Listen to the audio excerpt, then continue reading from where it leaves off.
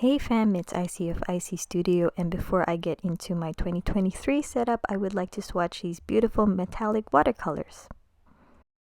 As you can see, this is my most heavily used metallic watercolor, and this is my most favorite shade of gold ever. Metallic inks are so hard to capture on camera, so I will do my best to do justice to these beautiful watercolors. Because I love the Arabic gold, I decided to get some more shades of gold. I like using metallic watercolors to add a little bit of sparkle and a little bit of shine into my bullet journal. It actually took a lot of restraint for me not to buy every single metallic watercolor that FineTec has.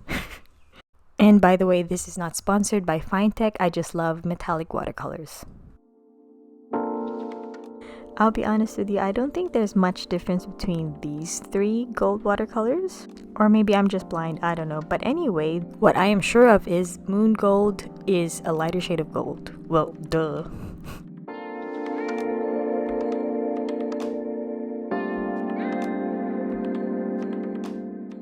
This one is also one of my most heavily used watercolors. I like the dark sparkly black color, so I decided to get two more.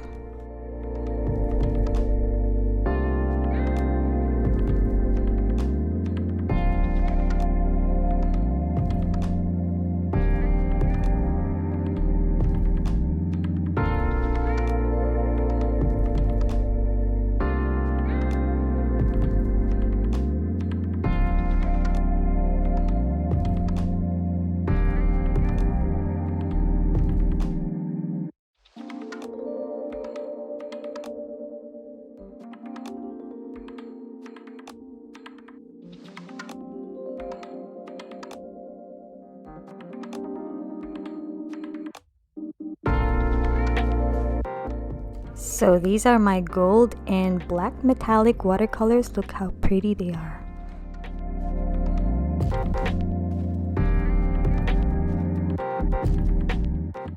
So the journal that I'm currently using is an A5 Neapolitan Notebook from Archer and Olive.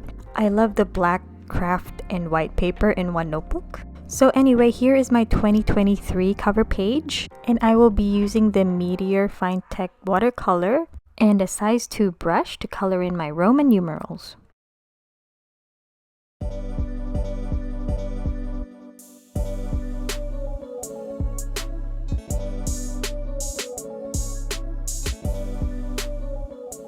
So some parts of my letters are very fine, so I will be using a size 0 brush. I find watercolor a very tricky medium to use, most especially when they are metallic.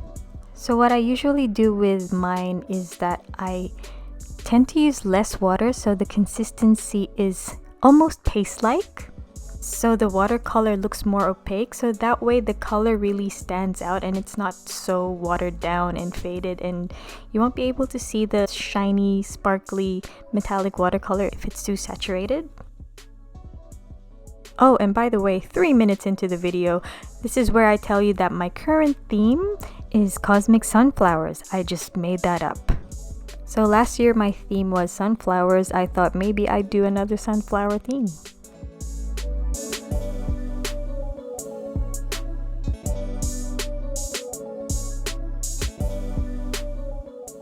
And because I love celestial things and I love how the moon gold looks in the swatch, I have decided to use it for my sunflowers. And for bigger elements, like for example my sunflower petals, I will be using a wide brush.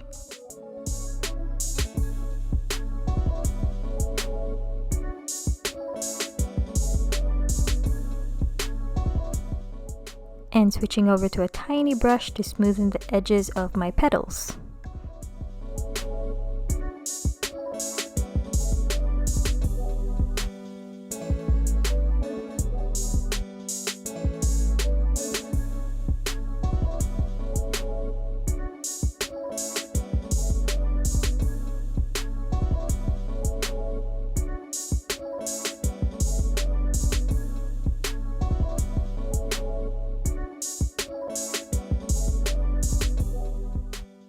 Now that I'm done with the petals, I'm gonna swap over to the sparkly black watercolor for the centers of the flower.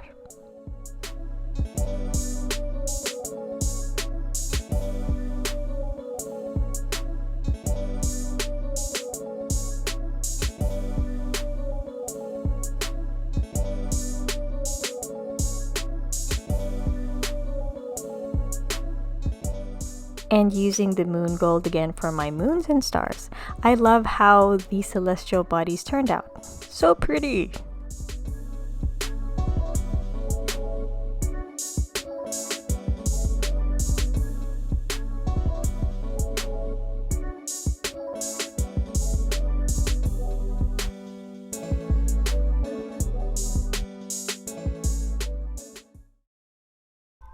After that, I'm going to add a bit of detail to my sunflower. So I'm just going to draw 3 lines in each petal.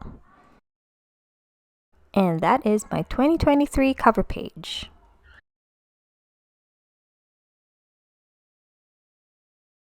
Now moving on to my January monthly cover page. I was actually really nervous about how the gold will turn out on craft paper because it feels like I am using nude on nude, if that makes sense, but it actually looks okay. It doesn't look bad. Initially, I was actually thinking of using the metallic black watercolors, but it doesn't stand out as much as the gold watercolor, so here it is. And after I've painted the center of my sunflowers, I'm just going to use my Sakura Pigma Micron to draw the rest of the flowers. And then switching over to the moon gold paint again to add color to my moons and my stars.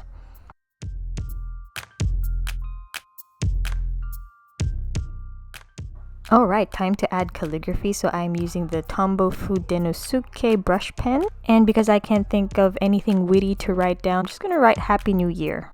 And I want to do a Dutch door, so I'm going to murder this page. I think I completely destroyed it by cutting this page with just plain scissors. I really need a cutting tool.